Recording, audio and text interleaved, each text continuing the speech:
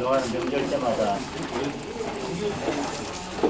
비성 인사한다고 서울역이나 이런 데 갔었는데 결국 그게 비성 하시는 분들에게 불편만 드렸던 것 같습니다. 그래서 지난번부터 그래도 조금 더 저희들의 마음을 어려운 분들에게 전달하자라는 취지에서 명절 때마다 이제 봉사활동을 바꿨습니다.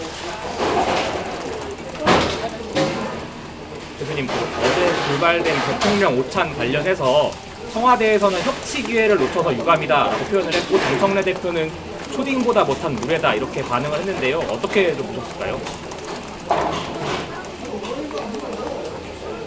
대통령과 협치하자, 인생을 논하자, 머리를 맞대자라고 하면서 밤에 그렇게 사법질서와 헌정질서를 파괴하는 악법들을 일방적으로 처리하는 것은 초딩도 상상도 하지 않는 일입니다. 그 어디에도 저는 협치의 의사는 전혀 없었다고 생각합니다. 대통령과 여당 대표가 불편한 관계로 싸우다가 명절 전에 두 분이서 손잡고 웃는 사진 하나 만들기 위해서 야당 대표를 불렀으면 적어도 그 사진값은 해야 되지 않겠습니까?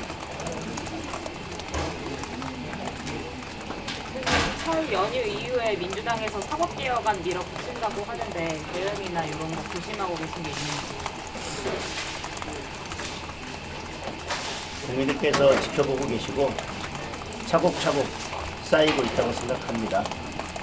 의석수가 부족한 야당이 필리버스터를 하거나 국민들께 설명드리는 방법 외에는 없지만 그런 것들이 쌓여서 국민들께서 심판해 주실 거라고 생각합니다.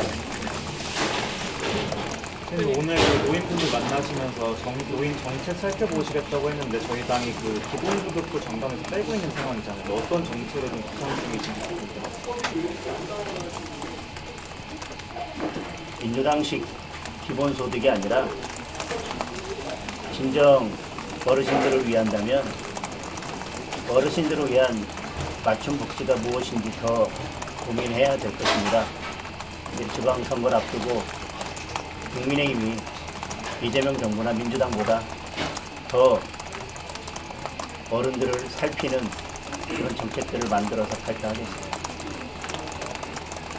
대표님, 어제 전국위에서 통과가 됐는데 인구 50만 명 이상 지역구에 대해서는 중앙당에서 공천하게 확보를 두고 이제 이거에서 친한계 공천권을 패스하는 거다 이런 비판이 제기되는데 그 느껴보시나요? 그런 의도였다면 공천관리위원회에서 특정 지역만 중앙당에서 공천하는 것으로 의결하는 것이 훨씬 더 나았을 것입니다.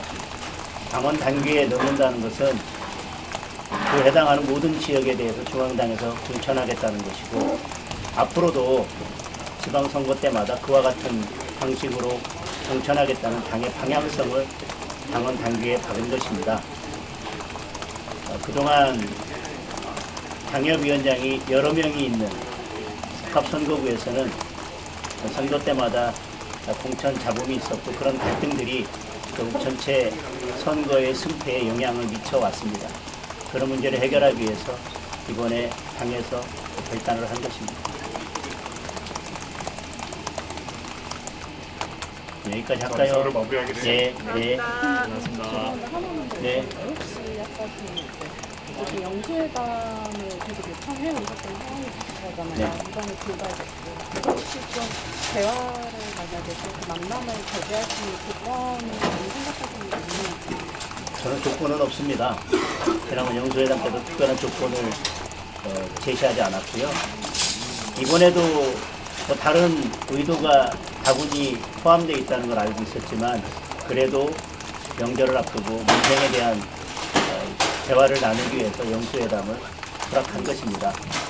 그런데 그 직전에 간밤에 있었던 그런 모습은 대화를 하자는 모습은 아닐 것입니다. 그런데 이번이 처음이 아니지 않습니까? 지난번에 각 당 대표와 오찬하자고 하면서 그 전날 종합특검을 본회의에 상정했었습니다. 저는 오전에 영수회담 제안을 하고 저도 수락하고 정청래 대표도 수락했는데 정청래 대표가 야밤에 그렇게 악법들을 통과시킨 것은 혹시 정청래 대표가 대통령을 만나는 것이 껄끄러워서 제가 오찬을 취소할 만한 명분을 만들기 위해서 무리를 한 것이 아닌가. 오히려 저는 그렇게 의심할 수밖에 없고, 만약에 청와대와 그것이 사전에 논의 없이 그렇게 법을 통과시킨 것이라면 정청래 대표는 이재명 대표와 마주하는 것이 불편하다. 그리고 이재명 대통령이 정청래 대표에게 직접적으로 물었던 것처럼 반명이다, 엑스맨이다, 그렇게 생각합니다.